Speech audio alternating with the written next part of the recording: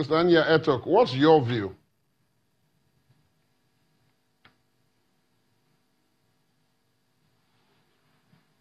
Well, like I said before, I think that I will lean again more towards what Mr. Showmi said. We have to be able to manage our expectations on what we can reasonably look to see from INEC over the next couple of days. I wish I could share my senior colleagues' optimism about the assurances given by INEC.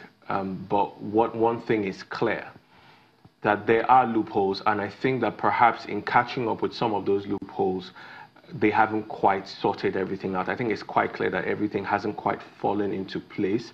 So I think we need to manage our expectations on that basis. That will help us determine, what we can see reasonably as reality. But I will say something, that this process is a continuum. And it's a process that will require quite a lot of learning and recalibration and adaptation. And that's why, even though there's much to be desired at this point, in my opinion, there's still hope that we can learn from that process, as long as we situate it contextually in the right manner. And what I mean by that is to say, what do we want to achieve? Who is the primary audience for this? What do they need? And then we can begin to fine-tune the process. So I think ultimately we do have to be quite cautious in our optimism. I don't expect that we'll have the most flawless process. I would love to be more optimistic, but I think that the realities on ground show that there is still quite a bit of work left to do. The only thing I would advise is that what has been done needs to be consolidated enough to deliver what we would term, a fairly credible election. Then take, a post-mortem and begin to rework the system as best as we can to deliver what the Nigerian people so enthusiastically desire. Mr. Etok, while we're on the issue, one of the INEC recs had said that there were about 640 court cases and at least 14 court orders just to do with political party nomination, and INEC was inundated with all that, and that didn't help the process. I know we have the gentleman there from the political parties, but do you think that they also share in the blame for where we are right now, perhaps distracting the Commission when they should be more bothered about ensuring that the process is free and fair?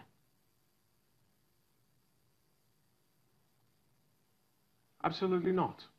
Absolutely not. I don't think that they have any responsibility in that they are doing what is constitutionally their right, what is legally provided for them to do as a sort of recourse whenever they feel that something is not going the way that it should. It's left up to the courts to decide, one way or the other what the outcome of that will be. I don't think that the political parties or any political interest should take any responsibility in terms of figuring out whether INEC was inundated. INEC knows that there is an avenue for recourse. If they have 640 cases, then I think they should hire great lawyers or expand their legal department.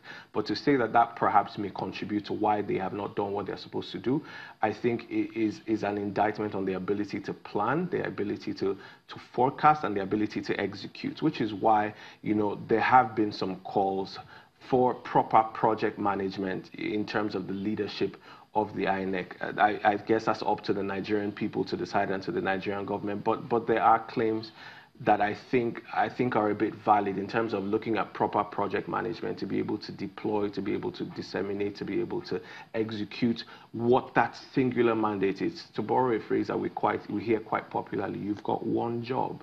Every other thing is an aside. And I think that if you were to succeed, the applause will go to you and to nobody else. And if you are to not quite achieve what you're supposed to achieve, then you have to take the same responsibility as well. I do not think that the political parties or political interests, because they're doing what they're constitutionally allowed to do, should take any responsibility for INEC's lapses. Mr. Jidike, I don't know whether to ask you whether you agree with that, since that probably is in your favor. But that whole issue of the substitution of list, which name was really sent to INEC, and waiting for courts to tell them who is the real candidate, you don't think any of that was an issue?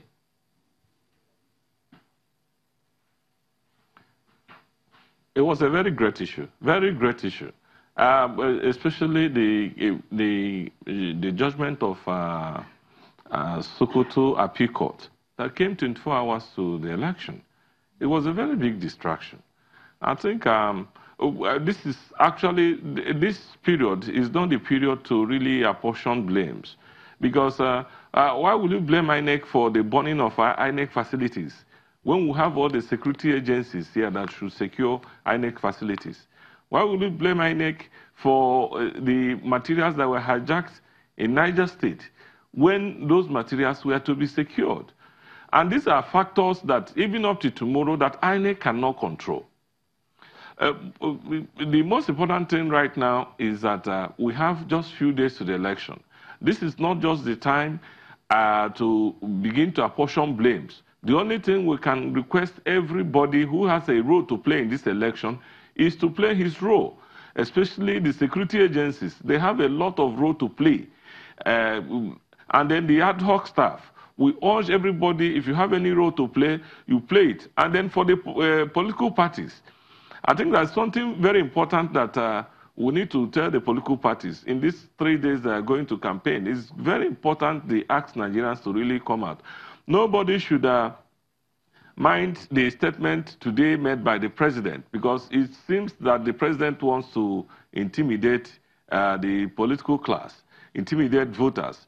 By that statement he made, people should not be deterred by it. People should come out and vote. When we know that electoral offenses, there are provisions for what electoral offenses constitute and the penalties for it. The president shouldn't come out to tell people that they will be shot if they touch this or if they do that. It is not.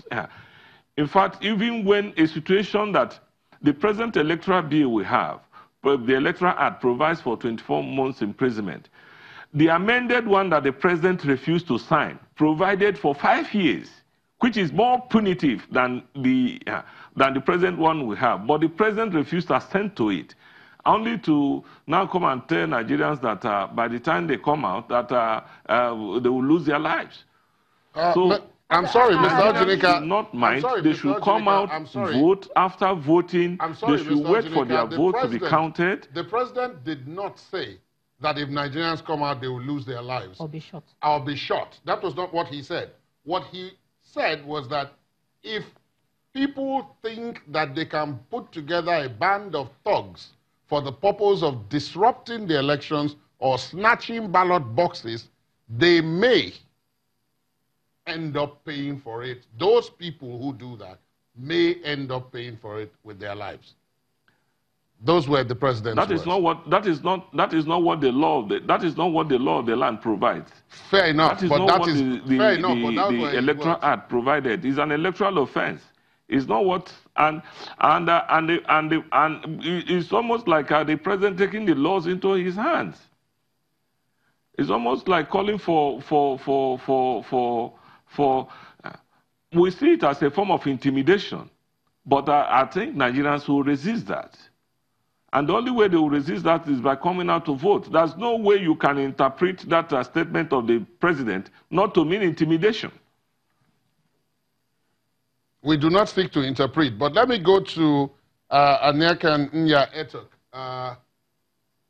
Mr. Ojinika has mentioned something very important to the pair. That is the issue of security and the role that security will eventually have to play in all of this. Are you confident that all the electoral materials that were distributed in the run-up to the now postponed poll and are said to have been returned to the coffers, the safe coffers of the CBN in the various states and even in Abuja there where you are, have not been compromised in any way from the reports that you have and from the information that is available to you?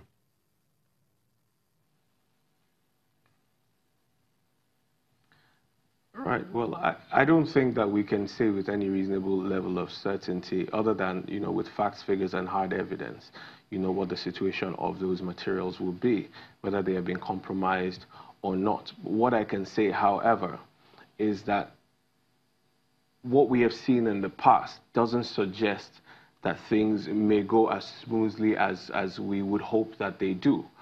And that means that the INEC, the onus is on INEC to be able to give an account of itself. Since they have said that they are going to be giving daily reports, I want to believe that some of those reports will reflect the security and the nature, of those materials wherever they are, to make sure that they have not been tampered with in the process of moving back and forth. Same thing as going for next week Saturday when we have the elections hold again.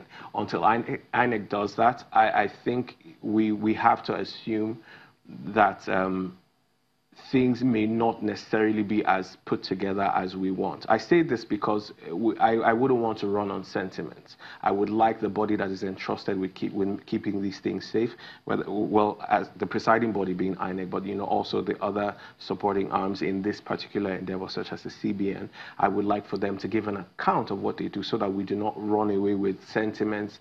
But the word on ground, for the most part, seems to be one of hope, that things are going to be intact and that things haven't been tampered with. I think INEC now needs to consolidate on that hope to give us hard evidence to make sure that our minds are put, at ease.